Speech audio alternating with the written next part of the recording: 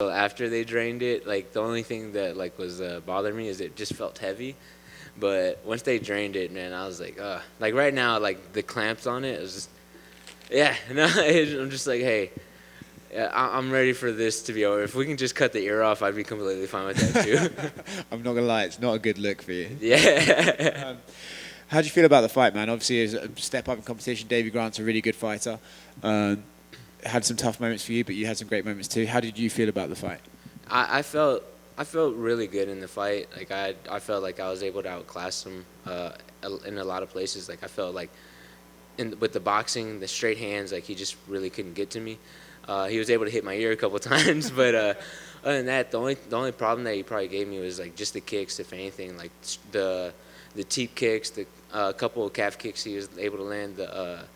There was a good inside cut kick that he did that like pretty much cut my base out from underneath me and made me fall like twice, I think. Yeah. So he did a good job. It's just that like I'm really good at making adjustments and seeing what he was throwing. Like I could see everything that he was throwing. It's just that the kicks, like I didn't think him backing with him backing up, I didn't think he would throw as much kicks because he when he's on his back foot, he really doesn't really throw any kicks, but he was throwing kicks with me. So I was like, oh damn, like I got to make the adjustments now.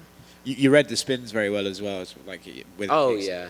I got a lot of good training partners that love to spin, so I just immediately knew. And then in my corner, I kept hearing them say like, just watch out for the spin. Like, oh yeah, I know, I see it. 30-27 was one Yeah. of the judges' scorecard. That's a bit of a weird one, right? Yeah, no, I'm still upset about that one because they're like, man, like if I heard 30-27, I thought it would be for me. And honestly, I felt like that was a unanimous decision either way. Like I don't see how another judge can score all those, like all three of those rounds for Davey. Like I don't know. Was he asleep? What's going on, man? Like it really irritated me because I'm just like, dude, that was a hard fought win for me. I felt like I was landing the cleaner shots, a lot more in the boxing stand up and everything, and I felt like I just outclassed him in that sense. But he was a good, tough fighter. A lot of the punches that he threw didn't land. They were hitting on the shoulders. I was weaving out of a lot of them. Like I don't know. I just don't know what he was looking at. Ironically enough, I think that guy's actually a boxing judge, so you think he would be better at seeing stuff. Yeah, you would think, but I would hope. Like I don't know. That it just really kind of like pisses me off because if another judge were to think like him, I'd be walking home with half my paycheck, and that would really piss me off. Yeah, I can imagine. In terms of your career now, is this one of those fights where you walk away learning something? Did you learn something about yourself today, fighting a guy like Davey? Yeah, I'm always learning something for myself in a fight. Like especially this one with just how the training camp was and just how like emotional this one was, like with everything that went on. Man, like it just kind of just solidified that what my coach and what my dad have been telling me this one, like what they've told me their entire life. Like whenever I was with them, they just believed in me and they knew I could do this. And the fact that I was able to go out there and do it, like, was just one of those moments for me that I was like, yeah, I just got to keep believing in myself. And sometimes it's kind of hard, especially whenever you got the guy that brought you up not there for you, and you just kind of have those doubts. So the fact that I was able to go in there and just like shadow all doubts within myself and just kind of just go in there and fight, I was able to learn that like it's just one of those things that I also kind of had to keep relearning because I've been through tougher spots, but and then also too, just the ring time is also great.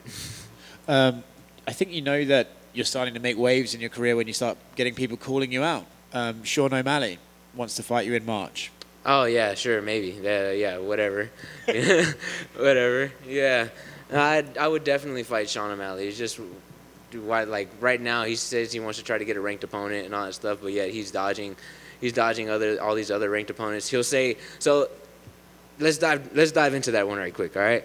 So Sean O'Malley says, okay, let me go out there, let me fight a top-ranked opponent. But then he gets Thomas Almeida, who was on the shelf for like a couple years. And then he was already on a loss streak, and then he knocks him out. But it takes him 3 rounds to do it. The guy who's coming off the couch, yeah. Talk about that. And then also Eddie Wineland, who was also kind of just like off the couch for a long time, already at the tail end of his career, knocks him out, okay? All right, cool. That kind of doesn't get no play, doesn't really like give no browning points for me. You know, if you go out there and you start someone like Davey Grant, can take a shot, can take a hard shot. And it's like, man, and you go against someone who was a fighter like Cheeto. You go against Cheeto, and then he goes out there and kind of just plays with them and toys with them and just knocks them out on the ground. You know, it's like I don't know. There's ups and downs with that, man. And then also too, whenever he fought Chris Moutinho, he had the chance to fight a guy I think who was ranked at the time, Ricky Simone. He had the chance to fight him, but then doesn't fight him. So I don't know. It's something, you know. But also, I'd be down to fight him. I don't care. They had to pay me. They had to pay me more. He's always about the money. I am about the money too, because I got a family I got to feed. Adrian Yanez with the receipts over here. Yeah, no, 100%. Like I study, like I watch all of the fights, so I'm making sure that like, hey, if you're gonna call me out, then I don't know, we got something. Because a lot of people have already been telling me, like Twitter's been blowing up about me fighting Sean O'Malley and all that stuff, and I was like, yeah, whatever. Like I don't know, like you know he fights a guy named Chris Moutinho who is a 25er, and he moves up last second, and like. Of course, he's supposed to look good against a guy like that who's taking it last second like that, you know, moving up from a weight class. Yeah, whatever. It's funny, man. I always feel this way. Like when you before the fight, you're like so nice and sweet, and then after you fight, you have a bit of a swagger to you, and you can just see it. Oh no, I don't know. I think it's just I don't know. Just something just rubs me wrong. I like getting called out. Kind of brings like the testosterone out of me. I'm just like, oh, he wants to fight. Like yeah, that's what happens right now. But honestly, like Sean O'Malley does have skills, but it's just the opponents that he's been fighting. You know, a lot of them like they could be a lot better, especially like if he's been saying he's been trying to get a ranked opponent and try to fight. He's over here calling out Peter Yan and all these guys. So you know, hey, like fight a ranked opponent first. You know, but hey, you know if he's calling me out, that puts me in the same name as all those guys. So I don't care. I love it. Congrats, man. Thank you, Adrian. Man, so I mean, after your win, you kind of just collapsed to the ground, and it was just raw emotion. Kind of just talk about that, man. Yeah, it was just one of those moments where it just kind of hit me like a ton of bricks, and I kind of felt like that was gonna come too. Like this whole entire fight week and just the whole entire like time I was here, I just felt it. Like I was even telling my training partner Cameron the whole entire time, I was like, I have no time to like kind of just like think about anything. I just have to go and go. Like I don't have to stop to think about anything. A lot of things are happening in life, and then also just like with me, like just training, coaching, doing all these things. Like it's hard, man. It's really really hard. You kind of really get no time to sit back and reflect. So after this fight, like I was like, I am gonna focus on myself a little bit and just kind of just like make sure I'm good, make sure the fighters are good, and just like not be a fighter for a little bit, you know. But I knew from the second that the fight was over, I knew that was going to happen. Like even my training partner, like I said earlier, I told my training partner that was exactly what was going to happen. Did it feel kind of relieving?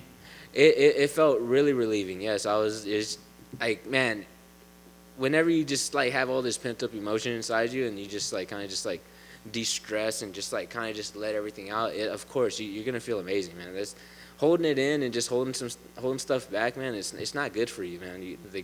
Mental health is real, and you want to make sure that you're keeping your mental health on check. And because like you whenever you don't keep it on check and you're just constantly keeping everything pent up, that's when you get those outward aggressions. That's when you start like not acting like yourself. You start getting out of character. And for this fight, I definitely wanted to be in character because, man, you get someone like Davey Grant in front of you, you get out of character, man, you're asleep. So, yeah, of course, that was the main thing, staying in character and also just making sure after the fight I deal with everything. And then, you know, you were saying if you were going to knockout, you'd go with the knockout king. So are we going with Apex Adrian? I'm going to leave that up to Twitter right now. I'm going to leave that up to Instagram, all those social media guys.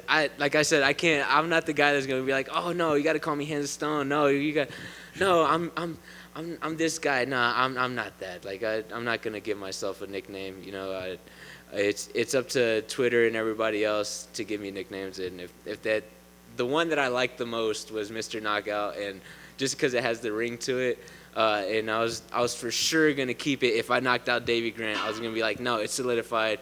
I'm trademarking it and everything, but nah, I didn't get it. So man, damn, I still got to search for something. And just two more for me, man. So, you know, you got all knockouts in your UFC career so far, except for this one.